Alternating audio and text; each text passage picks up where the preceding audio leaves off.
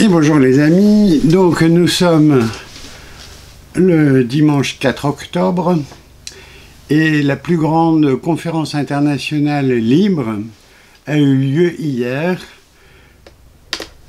Le titre de la vidéo sur YouTube que vous pouvez regarder, c'est « Importante conférence internationale » samedi 3 octobre 2020. Donc je vais essayer de vous décrypter en langage simple ce que dit le professeur Massimo Fioranelli.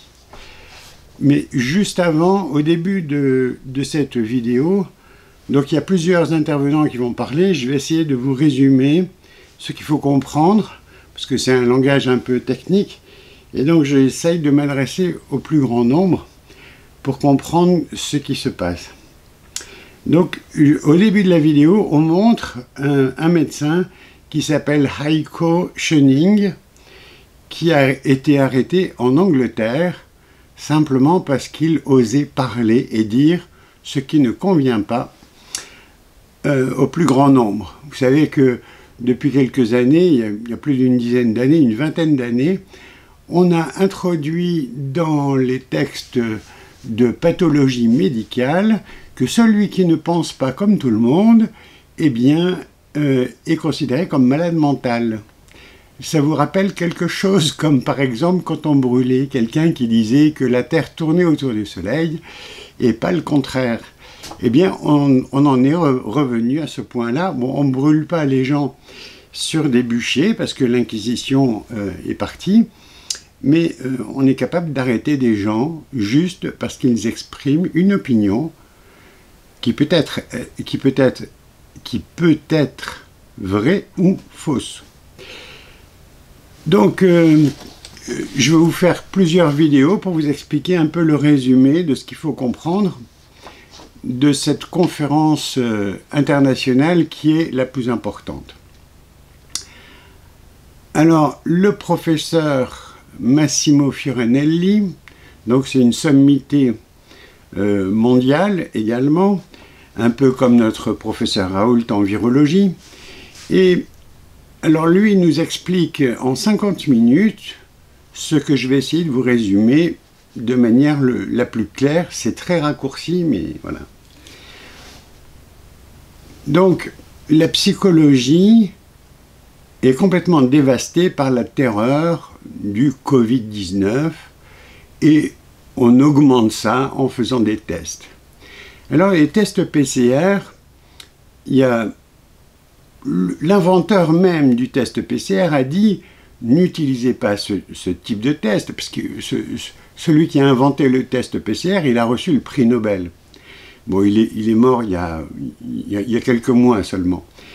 Et il disait n'utilisez surtout pas ce test pour faire n'importe quoi comme test. Et visiblement, c'est ce qu'on s'amuse à faire en faisant...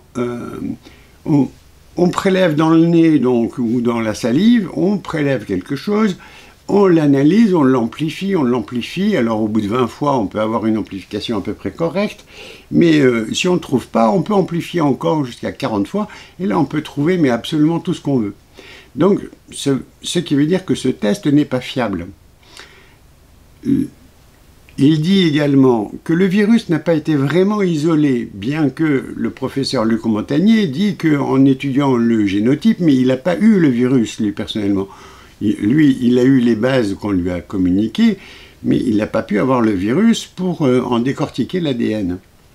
Ce qui est bien dommage, d'ailleurs. Et donc, il a expliqué que dans ce virus, du Covid, il y avait une partie de malaria et il y avait 4 parties de sida. Alors, quand on parlait de deuxième vague, le but du jeu, c'était quoi? Ben, c'était de dire, grâce aux moustiques, en été, il y a des moustiques, donc grâce aux moustiques, on va pouvoir contaminer les gens de proche en proche, comme la maladie du sommeil, comme la malaria, donc le paludisme.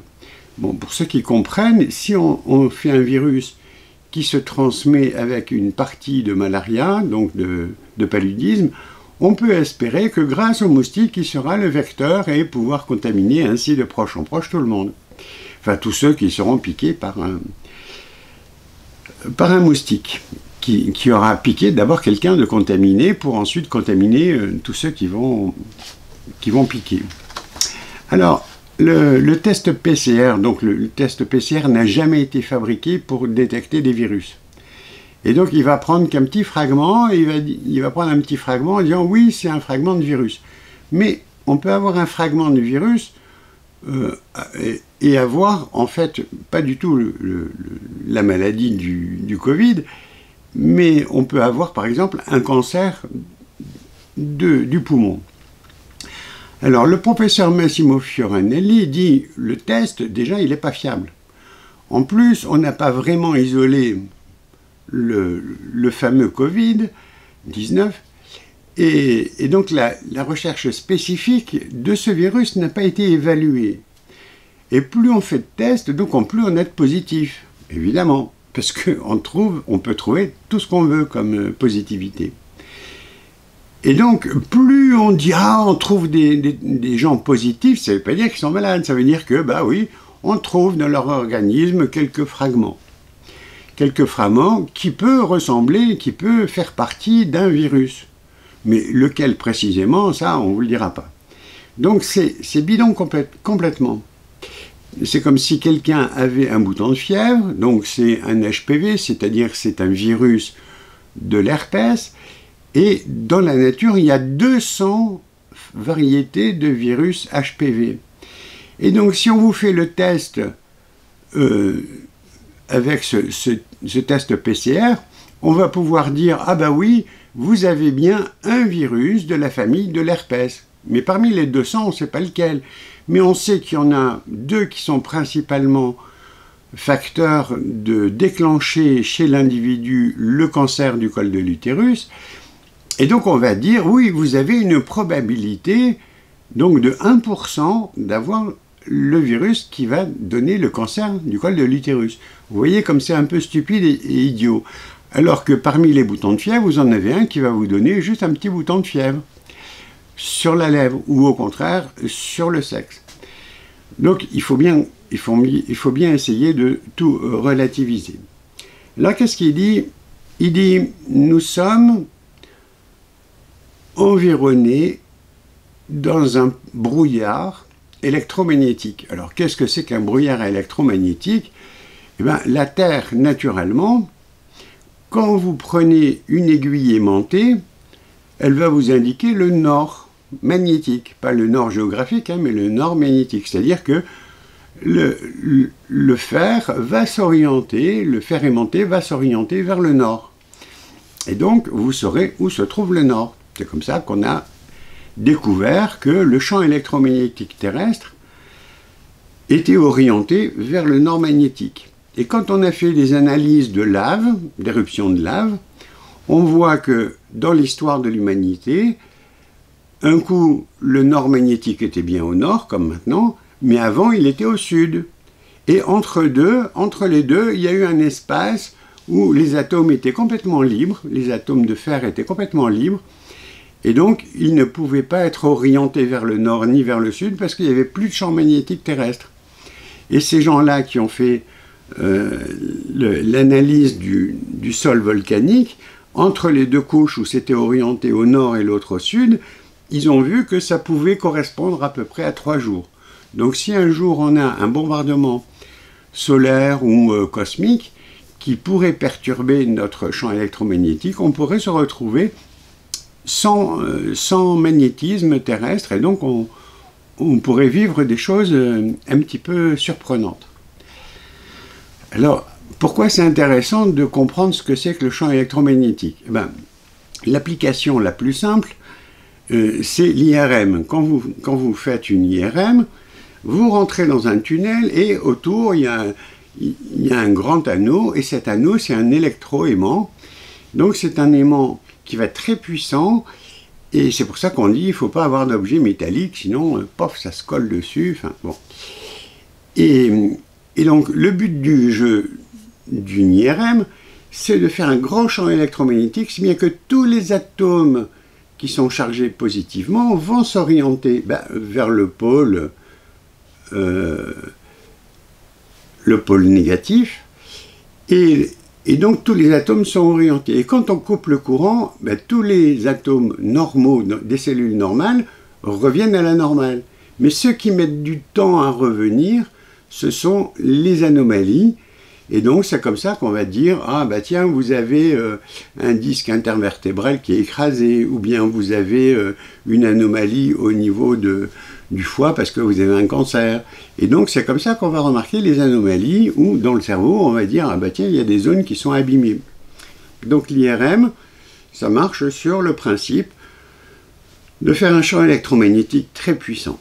Alors qu'est-ce qu'il dit le docteur Massimo? Il dit que la pollution électromagnétique, donc le brouillard des ondes qu'on a, est de 10 puissance 18 par rapport à la normale, par rapport à la nature. Alors 10 puissance 18, ça veut dire quoi? Vous mettez un 1 et vous mettez 18 zéros derrière, d'accord? 1 milliard, c'est 1 avec 9 zéros derrière. Donc ça fait 1 million de milliards. Vous imaginez un petit peu le champ électromagnétique qui nous baigne actuellement par rapport à l'espace naturel. Alors évidemment, c'est aggravé par la 5G, c'est aggravé par tous les satellites qui nous bombardent d'ondes. Et donc le brouillard est tellement important que dans l'histoire de l'humanité, ça change le champ électromagnétique. Donc vous avez la 5G qui est rapide, de 1 à 2 gigabits. Et les fréquences, donc les fréquences, c'est le nombre d'oscillations par seconde, peut aller de 24 à 72 gigabits. Donc c'est ce qui est au-dessus de la limite de la haute fréquence de la bande passante. Donc c'est absolument étonnant. Donc on a remarqué quelque chose d'intéressant avec le Covid. C'est que le Covid était plus sévère dans les régions où il y avait une exposition à la 5G, comme par exemple à Wuhan, mais aussi en Europe. On voit que c'est 95% de plus de maladies déclenchées dans l'endroit où il y a la 5G. Et au niveau de la mortalité, il y a 126% fois plus de mortalité. Alors, dans mes vidéos précédentes, je parlais de la 5G, l'impact de la 5G, et je parlais de l'impact en 1918, lors de la grippe dite espagnole, du changement du champ électromagnétique terrestre par l'apparition d'électrification des villes et par l'électrification des voies ferrées. Donc c'était un nouveau champ magnétique terrestre qui influe sur nos cellules, puisque par exemple les globules rouges du sang, qui permettent de transporter l'oxygène, eh bien, est composé de fer. Donc le fer qui est dans l'hémoglobine est orienté, bien évidemment, par le champ électromagnétique terrestre. Alors, le professeur Massimo Fioranelli nous explique donc qu'on a 50 morts pour 1 million d'habitants là où il n'y a pas de 5G. Donc 50 morts quand il n'y a pas de 5G, mais 126 morts avec la 5G. Donc vous voyez, c'est plus du double. Et donc on comprend bien que la 5G a un impact sur le taux de mortalité, mais aussi le taux d'infection. Alors, qu'est-ce qu'on remarque aussi? On remarque que ça fait comme si les gens ne pouvaient plus respirer. C'est un peu comme s'ils montaient brutalement au sommet de l'Everest sans avoir des paliers d'acclimatation pour que les globules rouges puissent être produits en plus grand nombre en fonction de la raréfaction de l'air. Parce que plus on monte en altitude et moins on a d'oxygène. Et les avions, s'ils volent à 10 000 mètres d'altitude, c'est pour avoir le moins de frottement possible de l'atmosphère terrestre, donc ils économisent du carburant. Et donc plus on monte, moins il y a d'oxygène, et donc plus c'est difficile à respirer. Alors il y a des gens qui meurent en haute montagne parce que ils n'ont pas été habitués à être privés d'une partie de cet oxygène qui est importante. Donc c'est pour ça que nous ne sommes pas tous égaux face à l'oxygène et face à la raréfaction de l'air, comme par exemple, vous vous rappelez que Victor Hugo avait été empoisonné par le monoxyde de carbone et sa femme a survécu.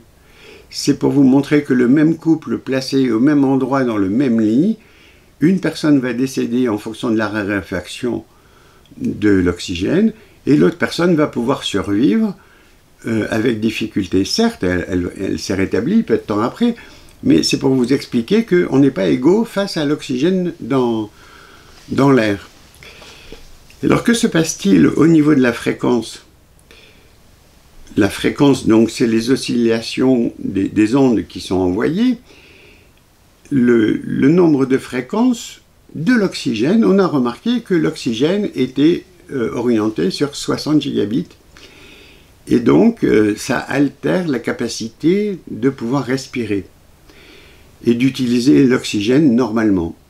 Donc, le syndrome d'hypoxie, c'est-à-dire comme si on était étouffé parce qu'on manquait d'air, dans le cas du Covid, eh bien, ce système apparaît à cause notamment des rayonnements électromagnétiques. Alors, il parle d'une expérience intéressante. Il dit, quand on prend quand on prend des verres fabriqués différemment, le verre ordinaire est imperméable aux ultraviolets. C'est-à-dire qu'on ne peut pas bronzer derrière une vitre. Mais si on rajoute du quartz, eh bien, les ultraviolets peuvent passer et donc on peut bronzer. Alors,